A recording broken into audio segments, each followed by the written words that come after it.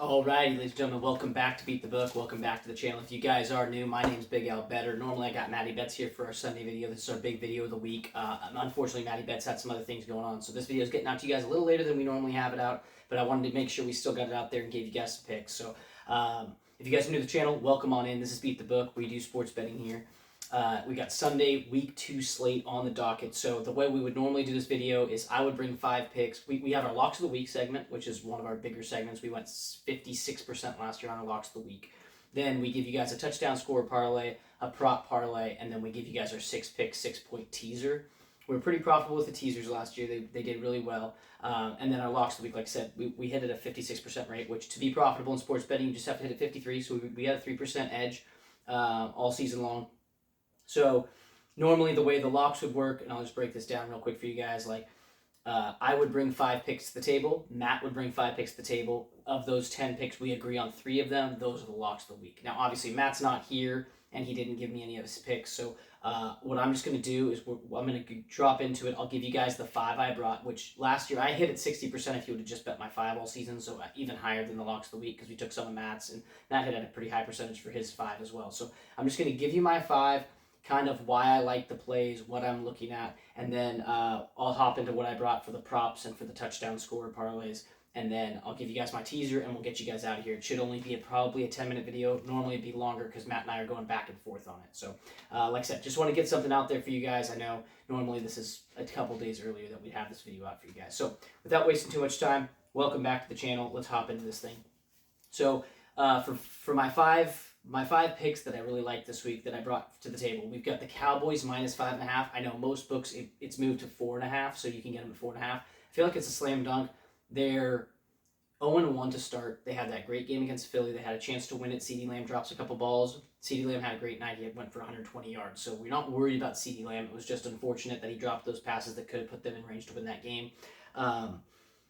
The Giants, that's who they're playing. Dak, I think, has won the last 9 against the Giants. He just owns the Giants. They're in Jerry's world. I think this game should be pretty cut and dry. Dallas actually looked a lot better against Philly than I thought they would. So love the Cowboys here, minus 4.5. Whatever line you can get it at. 4.5. If you get it at 5.5. I wrote down 5.5 because I make these picks earlier on in the week, and it's moved to 4.5 since then. So I would just go ahead, take it. I like taking it. You guys have to do your own due diligence. I'm not telling you what to do, but I like Dallas at whatever the best number you can get them at is. So shop around, check your prices. But that's why I like the Cowboys. I don't think they go 0-2 to start the season. They're at home. The Giants are coming to Jerry's world. I think this is a pretty... Nothing's easy in betting, but this feels like a gettable line. Next, we got the Jets. I like the Jets here, plus 6.5. I know it moved. It's been at 7 a couple times. It's also been at 6. I don't know where it's at right now, so you'll have to check your books, but I had it written down at 6.5. I like the Jets here. They look good against the Steelers. Steelers' defense is supposed to be good. They're playing the Bills. It is divisional, but the Bills... They let the Ravens score 40 on them. So I don't know where the Bills' defense is at. And Justin Fields and that Jets offense was able to put up, 31 or whatever it was. I think it was 30-32 was final score in that Pittsburgh game. So they were able to score in Pittsburgh's defense is supposed to be good. I don't know if it showed up in that game. But I like the Jets here to be able to keep this game close. And almost 7 points is really tough in a divisional matchup, especially if that defense for the Jets is going to be really good, which we think it is. And if the Bills' defense is suspect. So I like that a lot. Moving forward, we have, for my 3rd pick, I've got the Pittsburgh Steelers, minus 3. They're at home.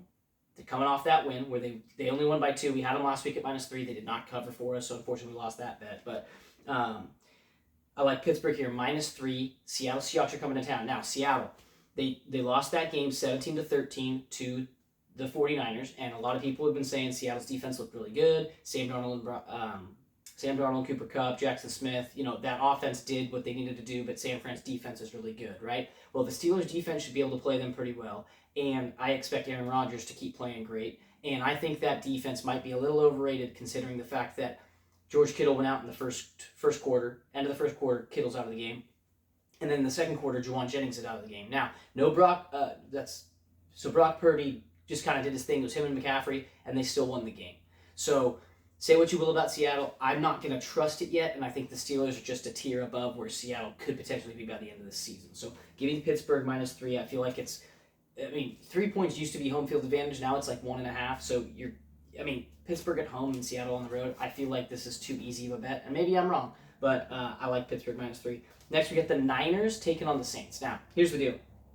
We know the Saints are a bad team, and we know that we have all these injuries with the 49ers, right? You don't have Kittle for 4 weeks. You're not going to have Brock Purdy for probably 2 to 4 weeks, they said. So it's going to be Mac Jones starting at quarterback. You still have Christian McCaffrey. You still have Pearsall. And you still have Shanahan calling the plays, and that defense is still good. And on the other side of the ball, you've got Spencer Rattler and the cast of characters that the Saints have. So I feel like -3 here with the Niners is the great play. I don't expect the Saints to be good. We talked about that in our breakdown videos at the start of the season. So I like the Niners here a lot. I think McCaffrey's going to have a massive game. That's all you're going to have to do is just force feed McCaffrey. Mac Jones in that system should play a lot better than he played in New England. So, and the Niners wanted Mac Jones, but they took Trey Lance instead because the Patriots took Mac Jones with the pick prior to the Niners. So give me the Niners here, -3.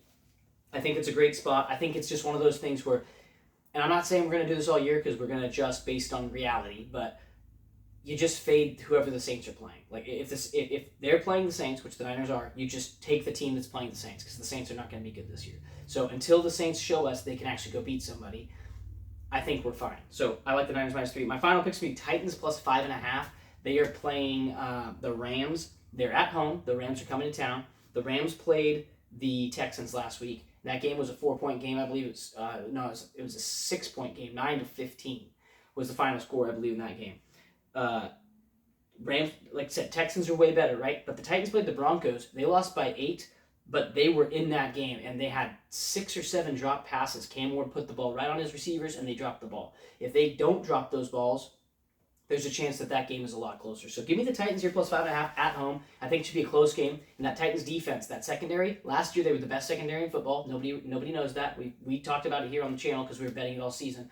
But nobody knows that because the Titans weren't a good team. So why would you think their defense is good? But their secondary is the best one in football. And last week, Bo Nix, they picked him off twice, and he threw for less than 200 yards. So give me that secondary to create some pressure and some problems on Stafford and to keep the score low enough to where they can make this thing happen. So those are my 5 picks. I'm going to recap them real quick for you guys. I got the Cowboys minus the best line you can find them at, but it's 4.5 right now. I got the Jets at +6, 6.5, whichever number you can get them at. I like Pittsburgh -3 at home against the Seattle Seahawks. I like the 49ers -3 on the road at the Saints. And then I like the Titans +5.5 at home taking on the LA Rams.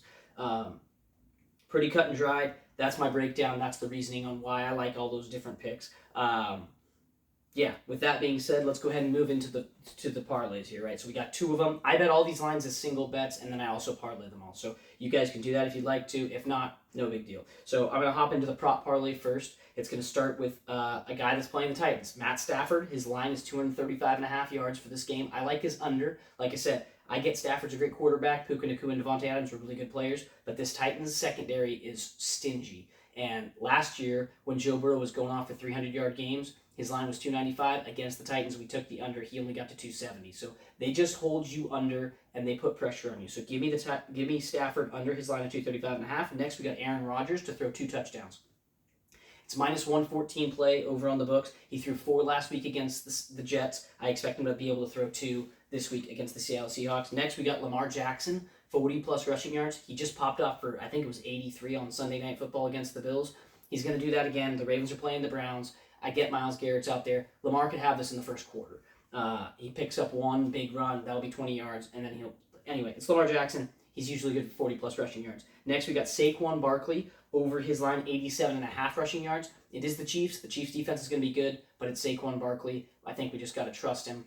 The Eagles are an incredible team. So give me Saquon Barkley over his line of 87.5 rushing yards. Next, Christian McCaffrey, 100-plus rushing yards. It's a plus money play. His line's somewhere near 90, or at least it was when I made this parlay. But it's going to be Mac Jones, Christian McCaffrey, and Ricky Pearsall. Give me McCaffrey to just go off. And he's going to be the full offense. He's going to be catching passes. He's going to be running the ball. Well, all he needs to do is rip off 1 big run for 40 yards, and we're halfway to this number, basically. So give me McCaffrey for 100-plus rushing. And then my final line is going to be Daniel Jones over his line of 203.5 passing yards. He threw for 270 last week. 270 last week against, who'd they play last week? The Colts. They played the Miami Dolphins. Now, I get it. Miami doesn't look like they're a very good team, and this Broncos team is going to be a different animal. But Give me Dan Jones just to get to 200. Okay, he's going to sling the pill. He's going to be throwing the ball, and I expect the boys to catch it. Alec Pierce is a fast guy.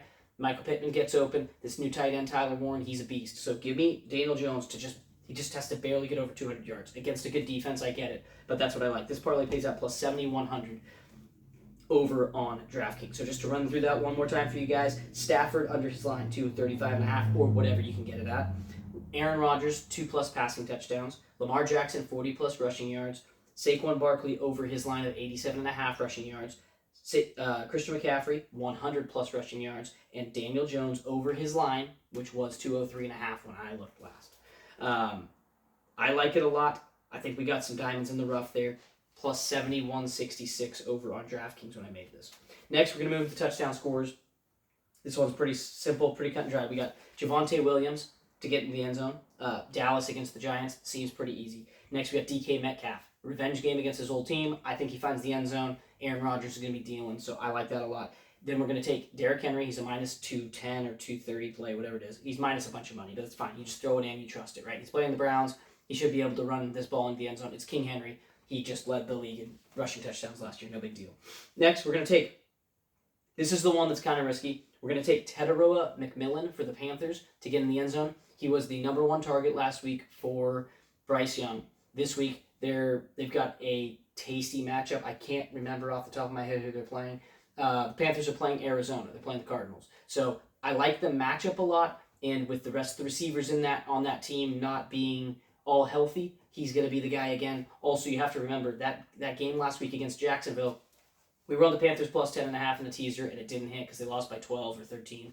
But the rain delay, I think, messed up the flow the Panthers were in because Jags scored early, Panthers kind of answered, and I was like, okay, now we go. And then that rain delay was like 2 hours, and then after that, it was just all Jags. So I expect, with more game flow, I expect Teteroa to get into the end zone, and I think Bryce Young's going to find him. Next, we got Jalen Hurts to get in the end zone. That one's pretty easy. He had 2 rushing touchdowns last year. Tush push. They're going to be on the end zone. They're going to get in the end zone. So I like Jalen Hurts. And my final pick's going to be James Cook for the Buffalo Bills. They're taking on the Jets. Last week, the Steelers played the Jets. Aaron Rodgers threw 4. They didn't rush any in, but James Cook's a beast. James Cook is the guy, and he was right behind Derrick Henry last year for touchdowns in the league. So once again, this is at plus 5,903, so 59 times your bet if it hits. Javonte Williams to get in the end zone, DK Metcalf, Derrick Henry, Teteroa McMillan for the Panthers, Jalen Hurts for the Eagles, and James Cook for the Buffalo Bills. I like all 6 of those to get in the end zone. If they do, it's 60 times your money, basically. And then for the final thing in this video, before I let you guys get out of here, I'm going to give you guys my 6-point teaser. So what I normally do is I just take the 5 picks I had for my kind of locks of the week, and then I have to pick one more line to throw in. Now, disclaimer, I was going to take Chiefs-Eagles. I was going to tease the Eagles. They're minus 1.5. You tease them to a plus 4.5. Usually the Chiefs in these tight games, they don't win by more than a field goal, so that feels like a pretty safe play. I did not end up throwing them in here, but if you want to take that line and put that in, aside from one of the other lines I did put in my 6th pick, then that is how I would have played it if I was going to take that game. But here's what I got for this one. We're going to tease the Cowboys from a minus 5.5, which, like I said, it moved to 4.5, so these numbers, you're going to get a better line. But we're going to take the Cowboys at, I have it written down as plus 0.5, but it would have been a plus, it will be plus 1.5. So we get the Cowboys at plus 1.5.